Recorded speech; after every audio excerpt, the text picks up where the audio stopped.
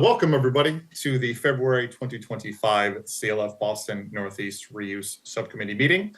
Hope you're all staying warm. It's very cold. Today we will be going through some documents, specifications, plans, and templates pulled from the Hennepin County Guide, the Project Manager's Guide to Commercial Reuse and Deconstruction. I think the hope today working through these, this is going to be a little bit different format than we usually do.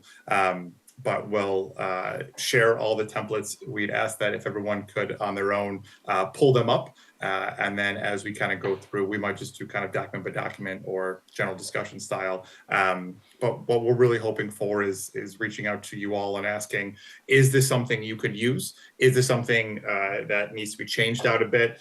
Could these spec sections work? Could you maybe as a contractor look through the pre-demo salvage assessment template? And is it something you work with, say, yourself or your demo sub to piecemeal through? So that's the hope for today. Olivia, anything else? No, that's good. I think we're planning for this session to be for you to try out these tools, ask questions. Hopefully you can picture a project that you have going on currently, an existing building that you can try and apply this to, or if you're working on a new building, then you can pretend you're in the future and you're coming back to this building to deconstruct it. But having a real project example to use the tool so that you can say, hey, like, as I apply this to a real situation, these are the questions I'm getting, and we can all help talk through it together. Yeah, so I sent them one more time in case, just because a few more people have joined. But I think what we want to work first on is looking at the specification section. I know that we have a few designers. And I think to open it up, we can just either start with the selective deconstruction or the material reuse sample language. I'd ask, would it be easier if one of us shares screen to show it? Would that be easier for the group? Probably good to share it, Michael, and then we can all pull it up as well. Sure. I'll just show now then.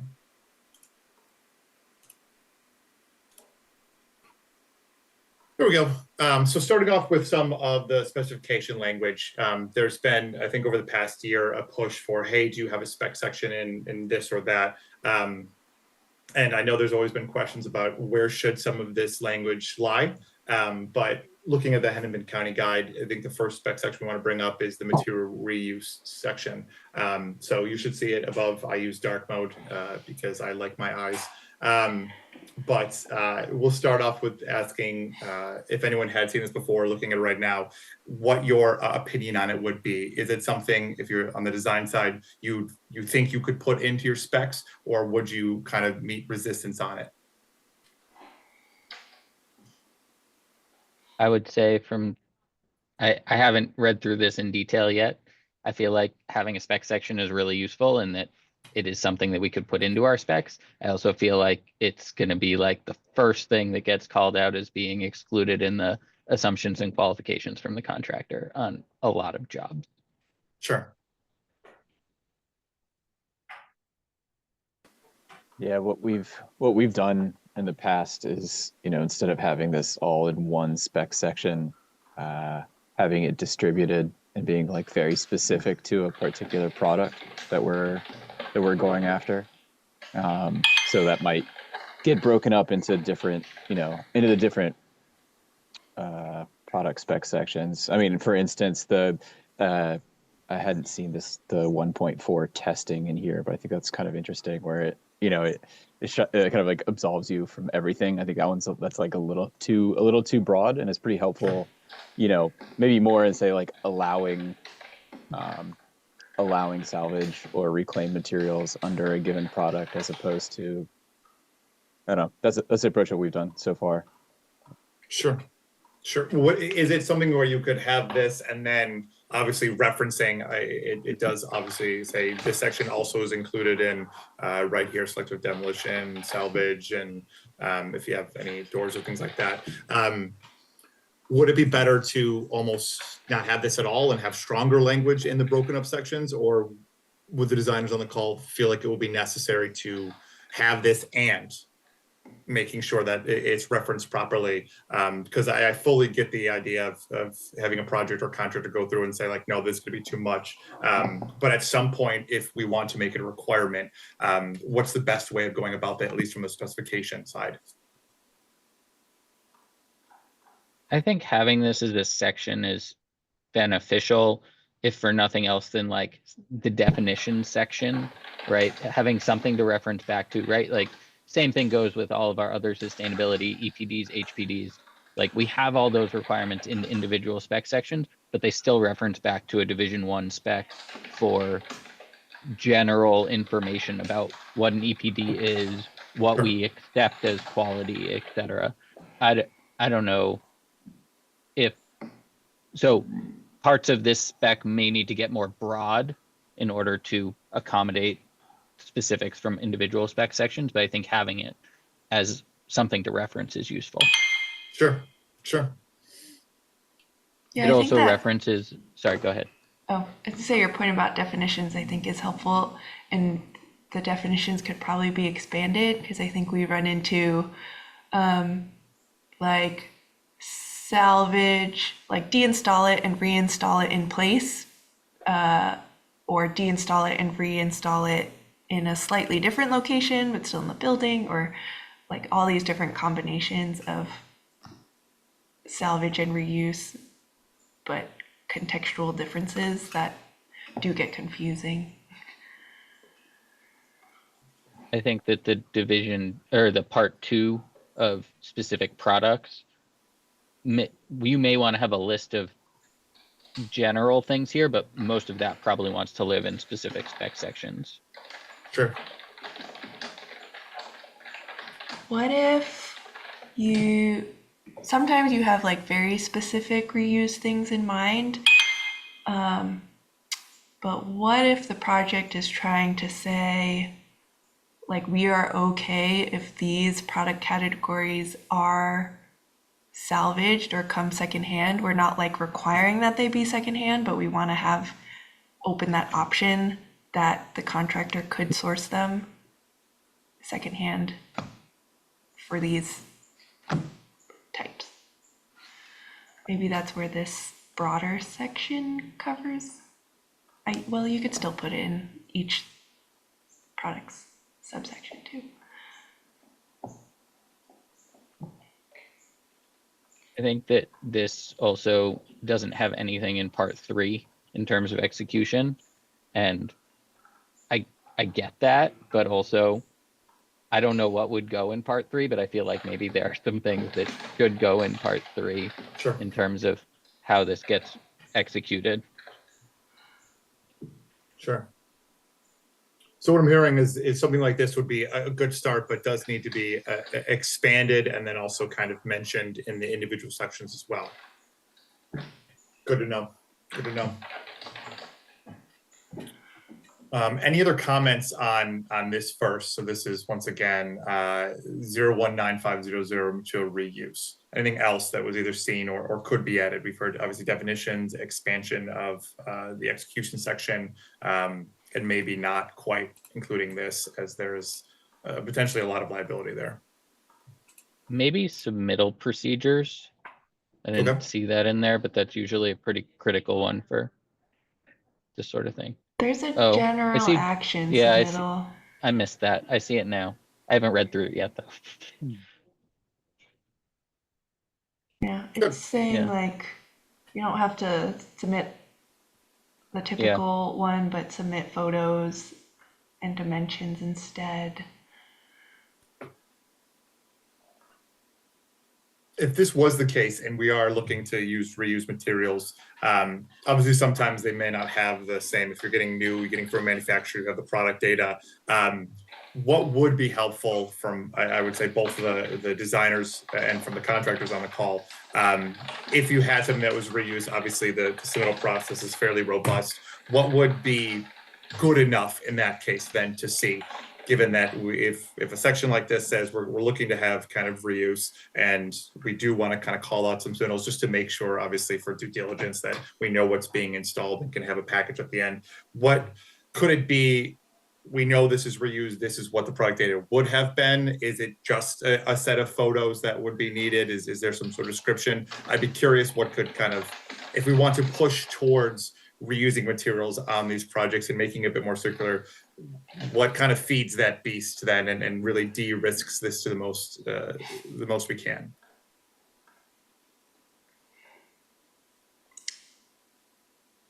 Probably depends on the kind of thing, but dimensions and photos definitely Sure.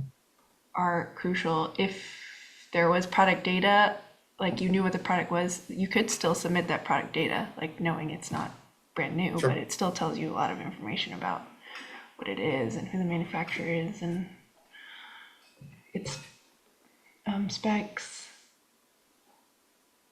I think if it's a big enough project and this is sort of a repeated piece rather than like one piece of casework, either finished samples or if it's a reasonable size, like an actual sample, right? If you're sourcing 60 of these things, getting one of them as a physical sample would be beneficial.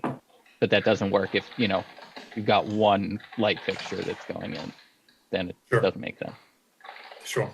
How about like percentage of, you know, framing lumber, maybe including some percentage? I'm also thinking about the point of view that we do a lot of educational projects, and I would say 98% of the time it's being built while the current existing school is still in work. So, you know, it's kind of hard to kind of plan things, what you can use from the existing building to the new building. But maybe sourcing materials that is reusable and using certain percentage in the new building might be helpful. Sure. Yeah, that could be maybe kind of like how sustainability requirements will say you need to divert this much waste or something. If you're putting that as a sustainable project goal, like X% or this much square foot of reused materials is also in this section and or the sustainability requirement section. Sure. I'll move on just to the next one, and I have to open it because. Michael, while you're switching over, Sure. for the product performance side, is it the expectation that a third-party written assurance is sufficient, or would these materials actually undergo some sort of testing procedure to ensure that they are of applicable performance relative to standards?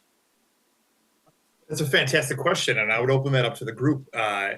Especially last year, there was the SEI conference at Northeastern where there was a discussion on reusing structural members of, hey, if we go in, we can kind of dismantle a building and pull these structural members out.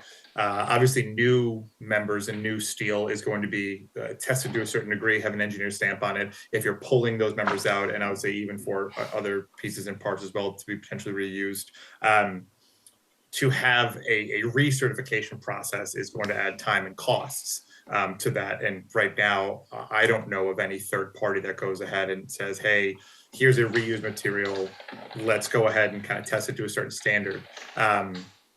But would that be something that would be required? I don't know myself. All right, just curious. Yeah.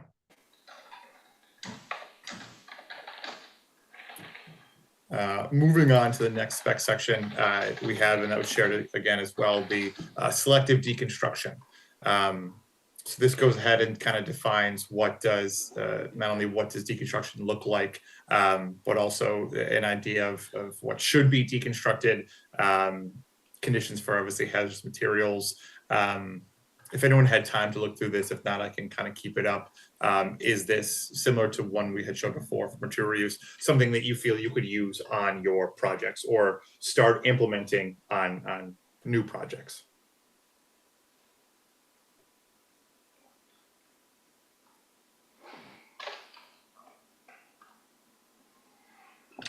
I think our projects typically do have this selective deconstruction section if we're doing a partial renovation. or partial demolition, but it's usually pretty broad and not specific to deconstruction and salvage. Sure. Yeah, there's a section in here, 3.4B for salvage items. I was going to bring up for the last section just about storage and mandating some kind of check and balance on how the material is taken out and kept in place. I know we had tried to reuse the raised access floor on a project, and there was some like there was a challenge with like just enough damage that we didn't get as much quality, and that happened like in the storage process, or like the finish was damaged while it was being stored, so we weren't able to reuse that product in like the full extent as we had expected or planned. Sure. So I don't know that we solved that, in terms of any kind of language for future projects, but that's a tricky part too, right? Everything was perfect, we had lined it up, and then still just in the handling, we had some loss, which I think is common for a lot. Well, I don't know whether that's like a storage mock-up or something in that range, right? It's like some kind of review of how it's being kept along the way. Just thought. Sure. No, I think that we've talked a lot before about not only the need for storage, but if we're going to complete the circle, we need to pull materials out in a certain condition and then guarantee that condition and guarantee where they are before you can a lot of times feel comfortable speccing them back in or drawing them back in. So I think that's potentially a good addition. I think there's some language here about kind of not only how to do it, but really understanding maybe that missing link is knowing beforehand where they're going to be stored. If there is kind of the same project or from deconstruction to same space new construction, or then just for, hey, we're going to pull the materials out and just kind of give them away. I think that's a good thing to put in there and to understand maybe needs to be added in. Maybe it's like the contractor providing a storage plan beforehand. Sure.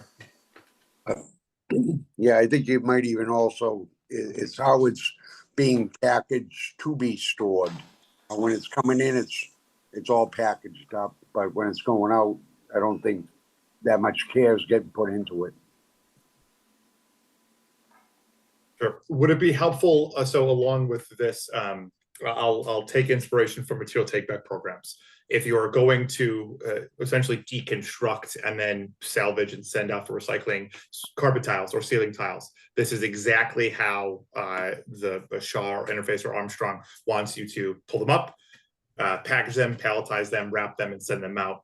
And there's a small little guide to that. Is there almost something like that would be needed for this, or more defined exact language? Obviously they have deconstruction of proceed systematically, cut or drill with this certain size, but would it almost be helpful for some sort of visuals as well? Yeah, no, I would think so.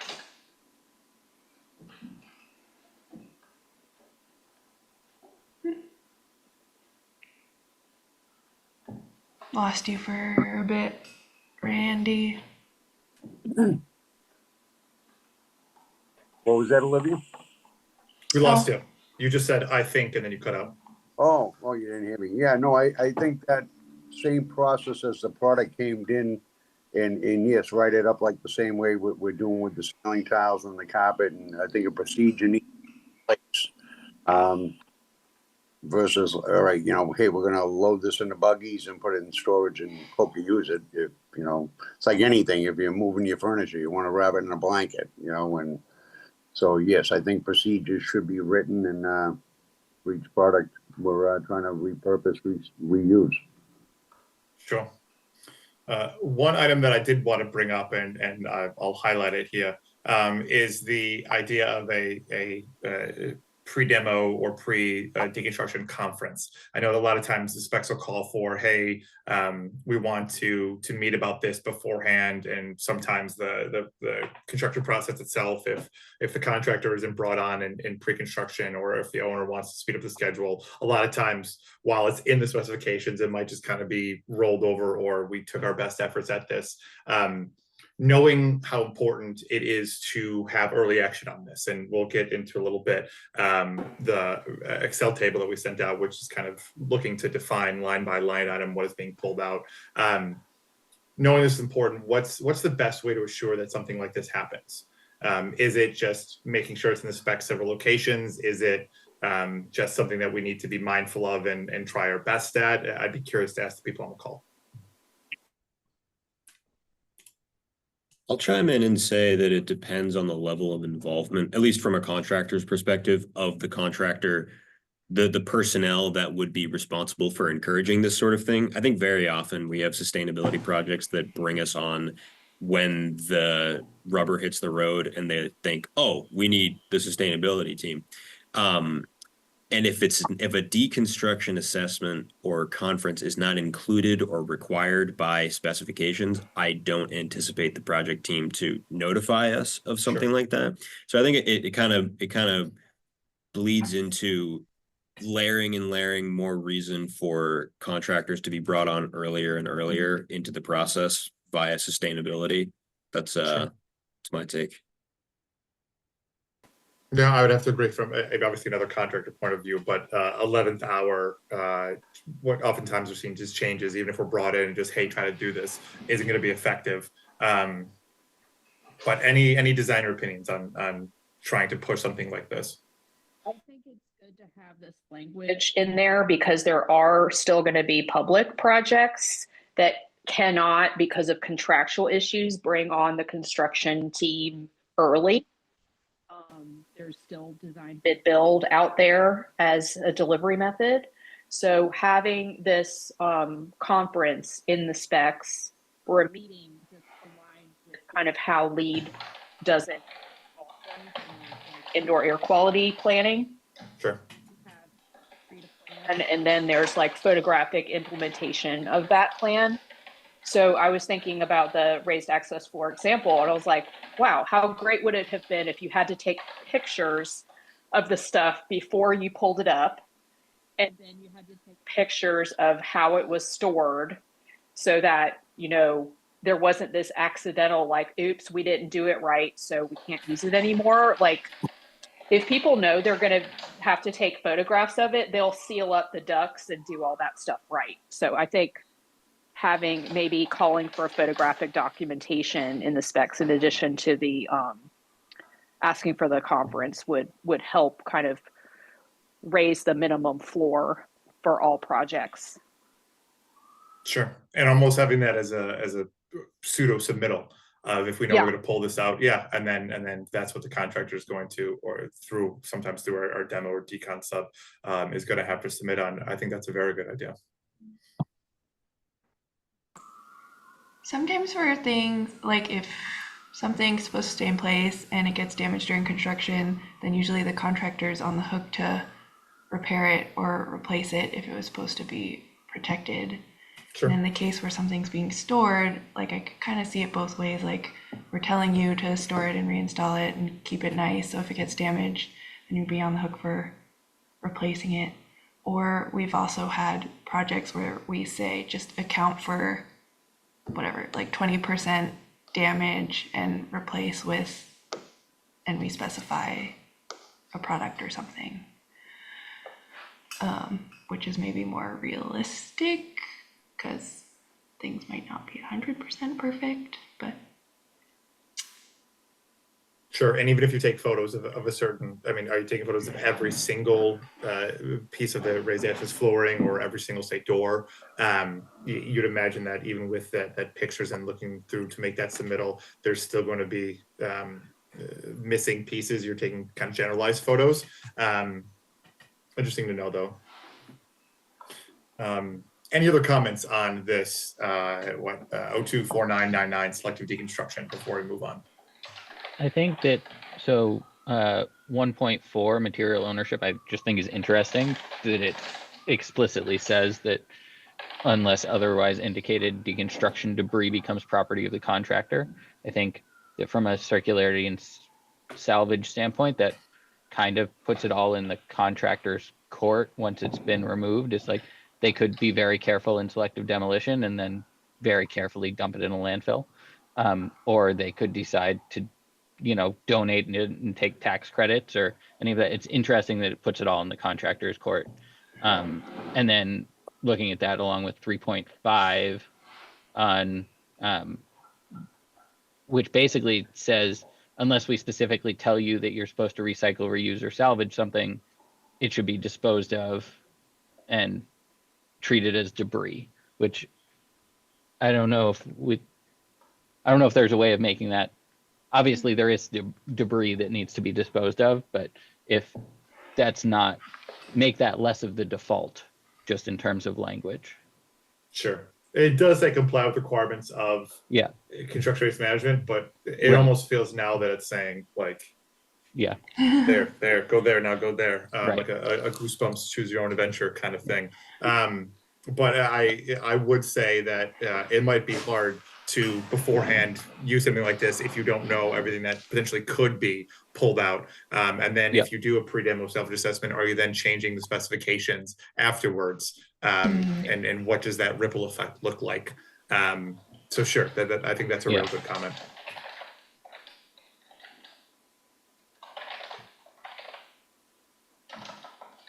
Anything else before we move on? Okay, we'll move on. Stay on this very long. I did include mostly because Doors Unhinged was a contributor to this as well, and I'd really like door circularity to start improving, at least in the New England area. We include this as well, section 081090, reclaimed door systems. We don't have to stay on this very long, but if anyone had the time to look over any comments or any kind of bigger picture ideas about pushing wooden or metal door circularity forward.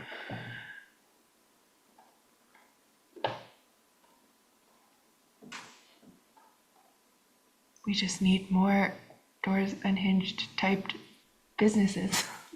Sure.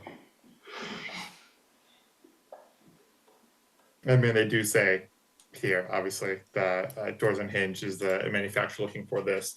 I'll just say from my experience, I think there's a lot of doors that can be targeted, but if there's not the infrastructure out there, I'd love to use a Boston Building Resources. But at that point, they'd only be a door broker. And oftentimes, if we're pulling doors out, they have been scuffed, marked, pulled out. If we're going to deconstruct them, then there's going to need to be time for a laborer or a carpenter to pull out all the hardware, pull out everything, and then kind of stack them up. I guess beyond this, I'd ask what would other than a Doors Unhinged being in the area, what else would work to start enabling this more circularity towards doors? Is there anything, even if it's a wish list, that could push towards this?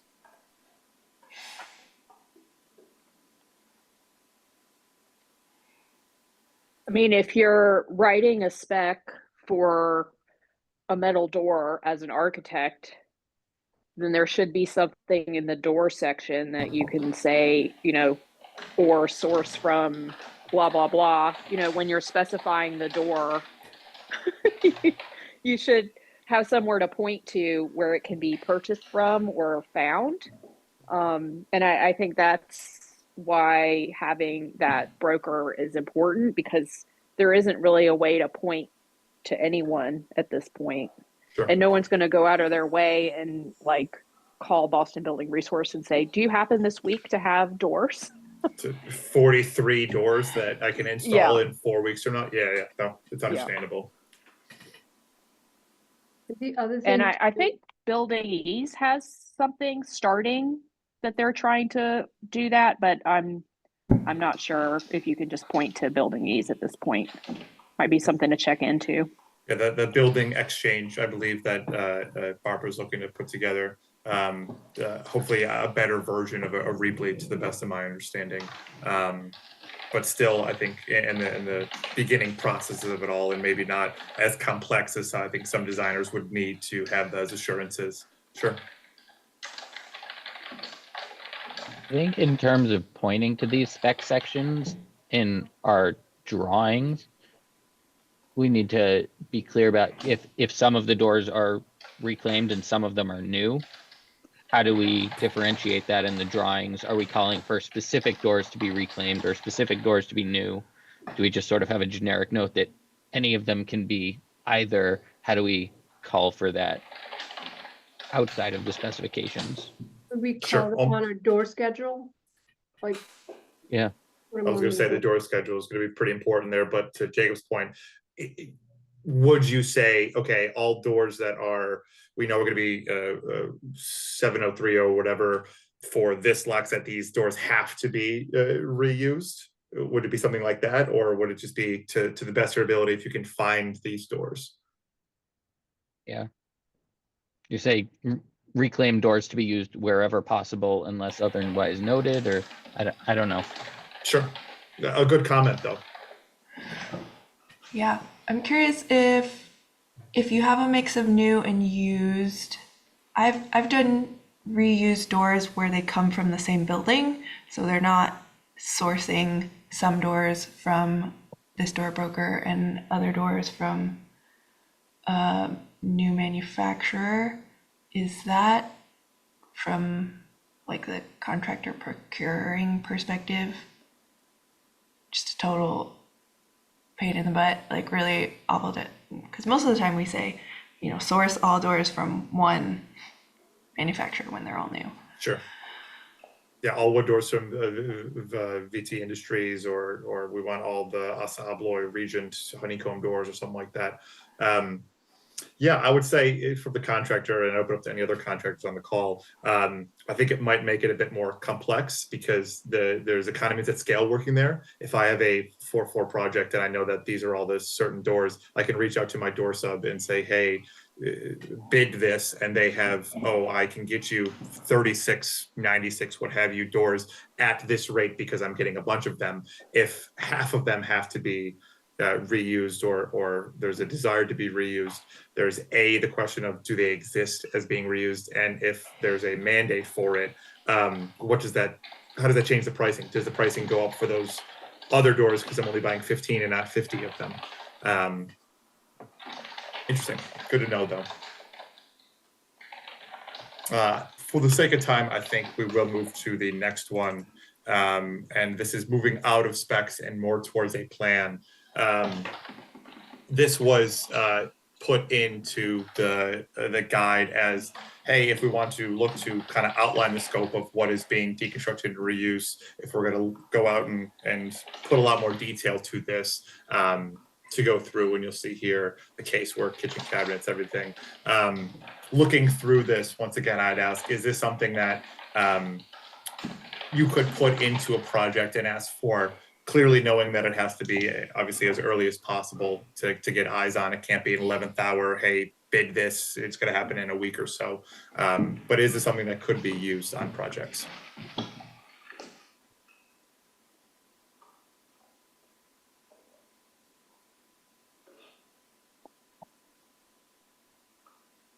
Yeah, I think something like this is pretty important. I don't know how the formatting would wind up living in your final set, but you know, some may be coming from the market, other ones might be coming from the owner, other locations in their inventory, if it's an institutional client or something like that. So having some kind of responsibility matrix is really, I think, is pretty important. Sure.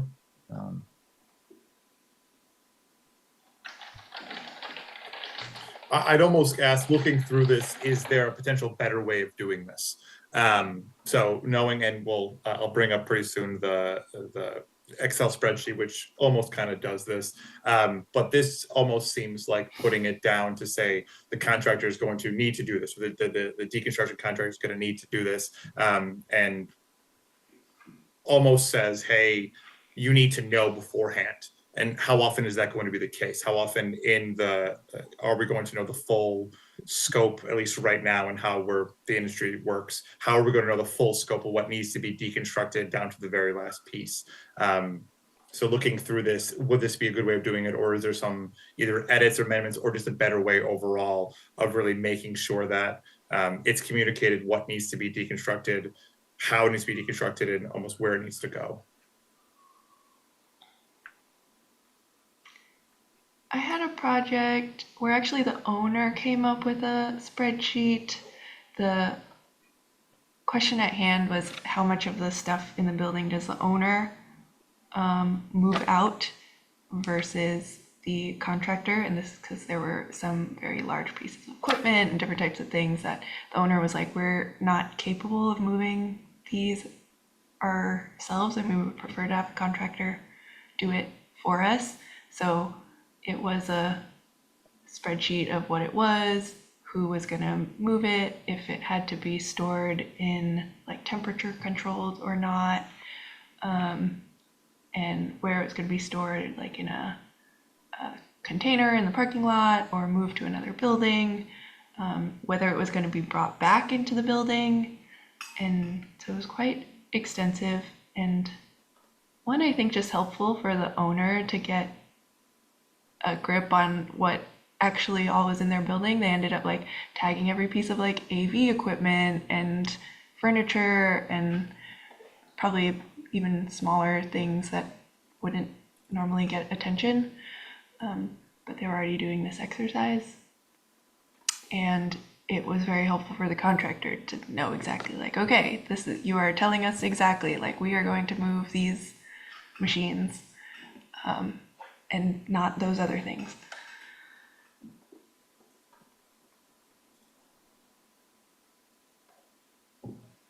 Yeah, I'd react to that too a little bit, in that this feels, Olivia, what you're saying about like informing the owner, right? If you know, if this is in your spec book, like I think that you could be right for having duplicate information. But this may be better served in, say, a basis of design document, or as part of a sustainability certification kind of review process, where you're looking more holistically, and then each of those pieces maybe goes into in greater detail in your specifications or in your documents about what and where, and identifying the specificity of products. But if you're looking at categorically, I think this is very helpful. I mean, I think I've had conversations and presentations that have walked through material similar to this, so good to have a template for it. Sure. Similarly, I'll pull up, this was also shared, this is going to be the pre-demo salvage assessment or pre-audit. This almost seems, while a bit, I don't want to call it low tech, we don't know as much. The document we just shared, obviously, where is it? This right here has an example of, hey, the casework, this is what is going to need to happen, this is the scope of work. This is a bit more, hey, if you're going to the pre-demo salvage assessment, what can you see? What can you kind of identify? Would this be more helpful, needed to be included in addition to what was just shown with the plan, or just kind of easier from the get-go? Is this something that could be included in our projects as a requirement for the contractor?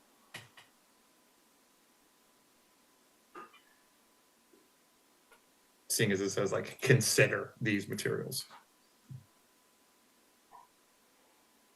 does it almost make it easier than to say, hey, we don't quite know if the contractor is brought on early enough, we can do these assessments, or if the owner and design team can walk through? Is this something that would be useful or helpful as a template?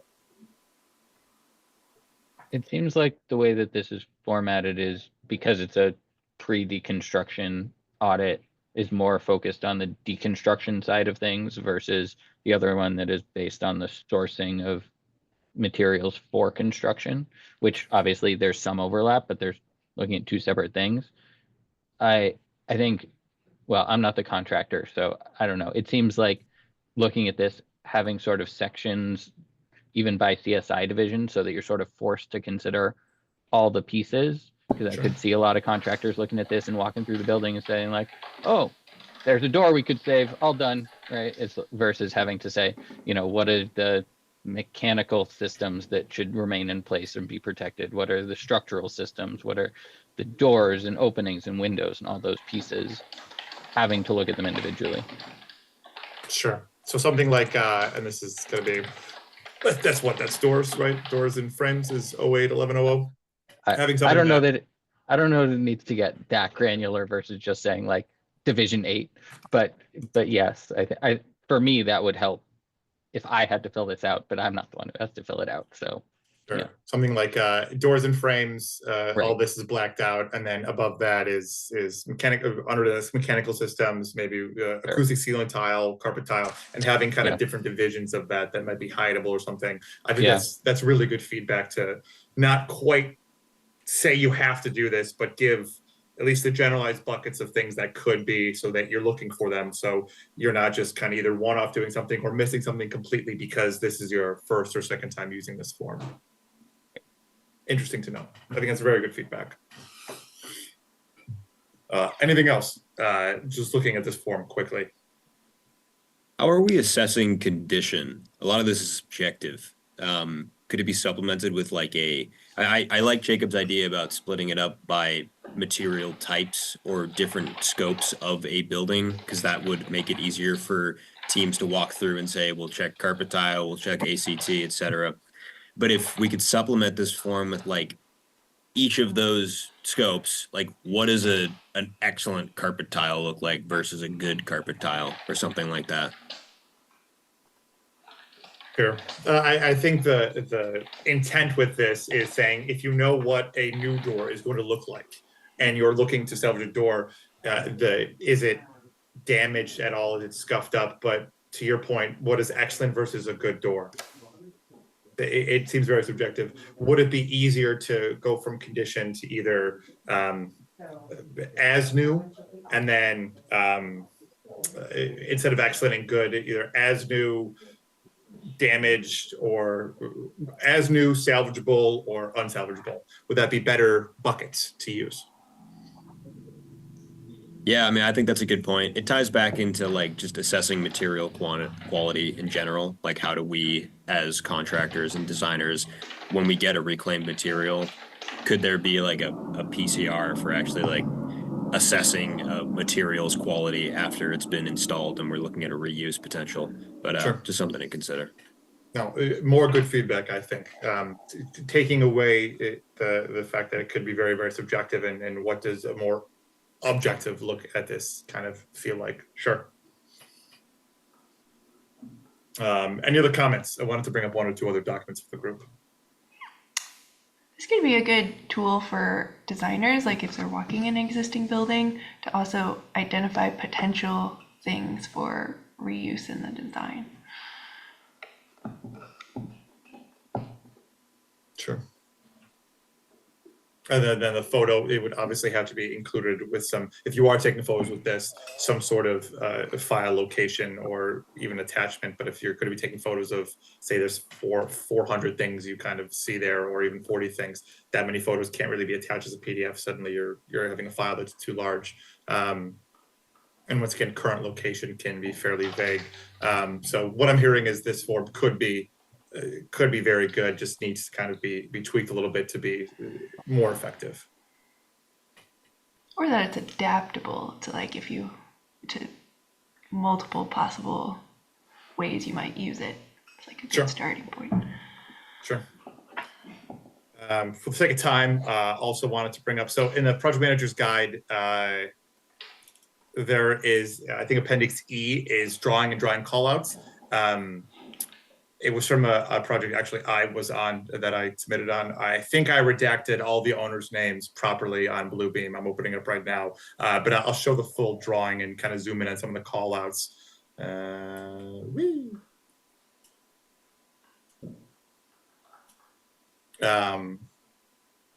Oh, this is a bit different, but I'll show it anyways.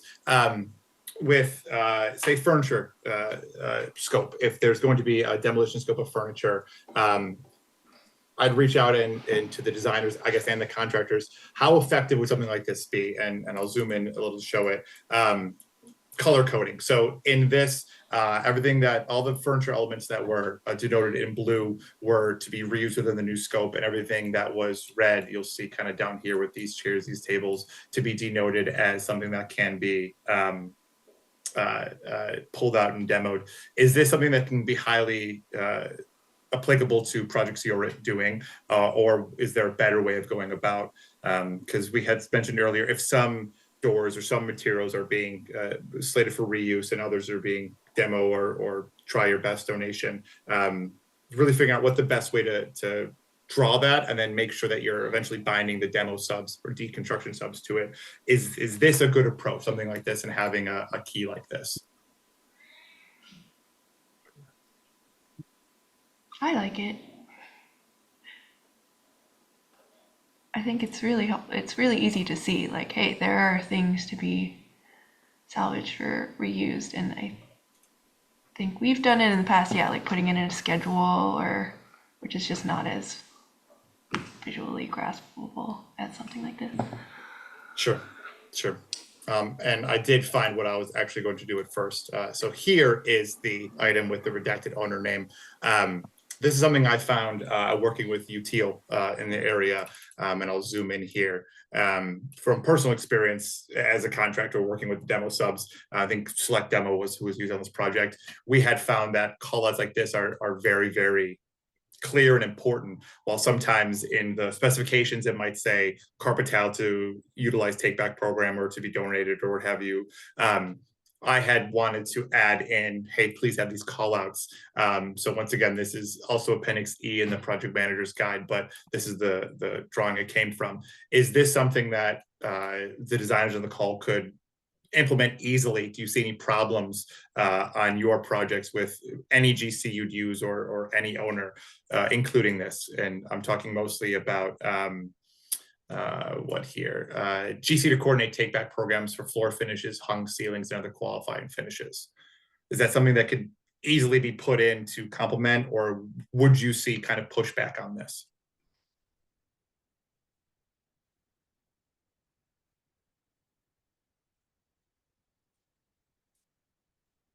No, I mean, this is a really flexible format for, identifying what you need and want to achieve with the products. So, and every drawing, every building is going to be a little bit different. So Sure. having a demo plan, this is a great tool.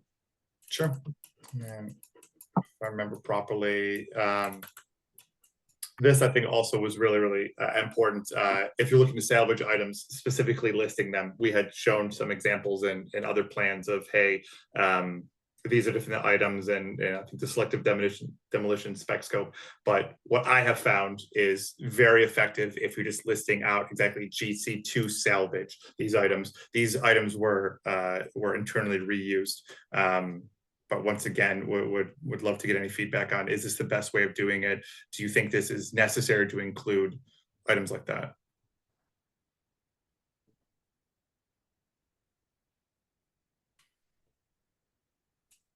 And I believe I redact this properly, so I can also include this with the other items as we send it out.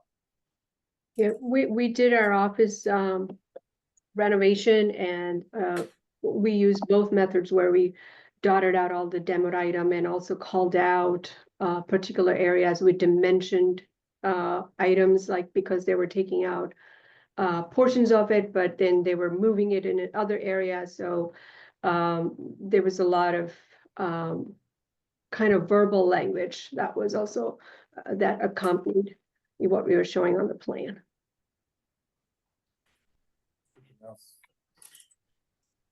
We are approaching time, so it's 1:54. Reviewing all these documents, is there any more? Does anyone have any comments on, or even kind of wish list of something that maybe wasn't included in this that you believe would be helpful for pushing on your projects or moving the market forward on circularity, reuse, and deconstruction?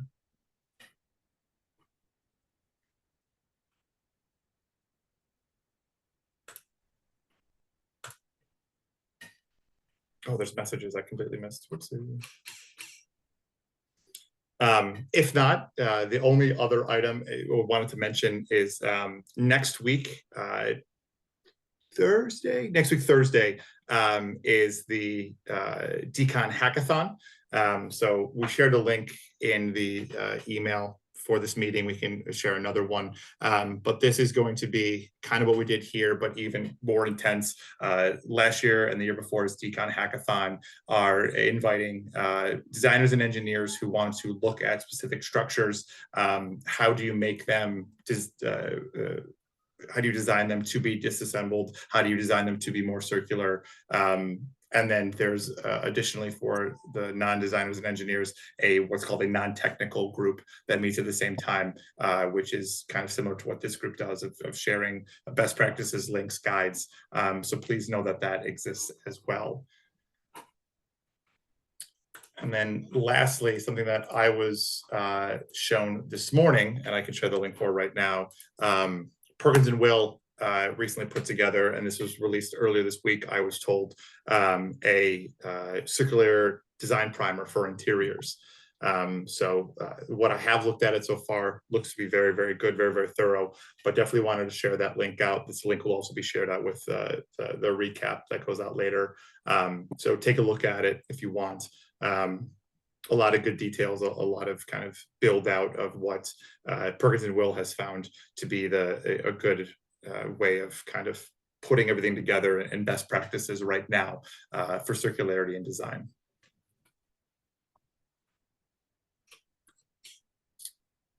With our last couple of minutes, anyone else have anything to bring up, share, want to say?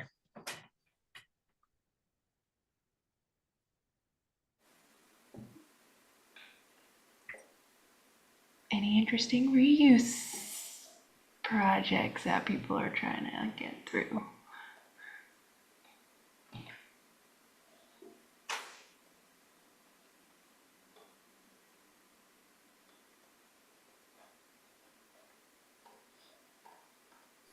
The only thing I'll add is while this isn't particularly reuse, it is a better version of recycling. Glass and storefront historically has been very difficult to do anything with.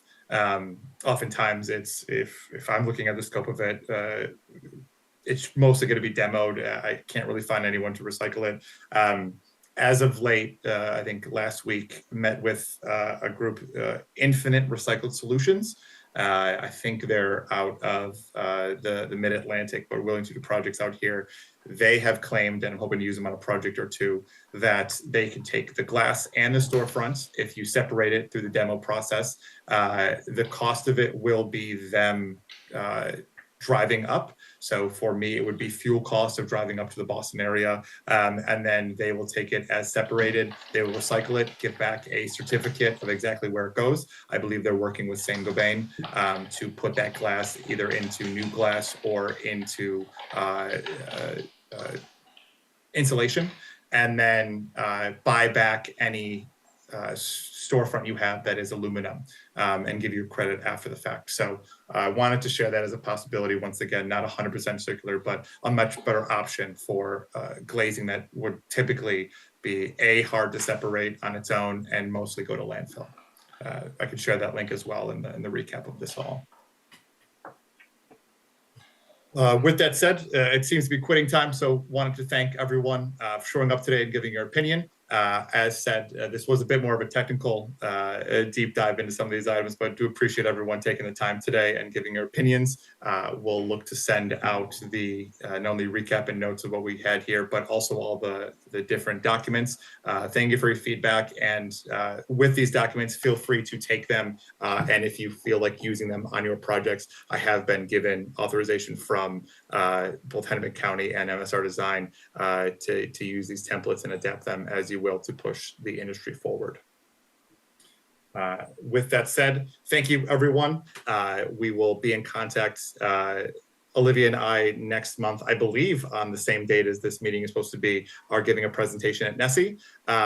So we may cancel March and just have that, but we'll definitely let the whole team know sooner rather than later. So with that said, thank you, everyone. Have a good day, and please stay warm because it's very cold outside. Thank you. Thank you. Thanks, everyone. Everyone. Good to see you.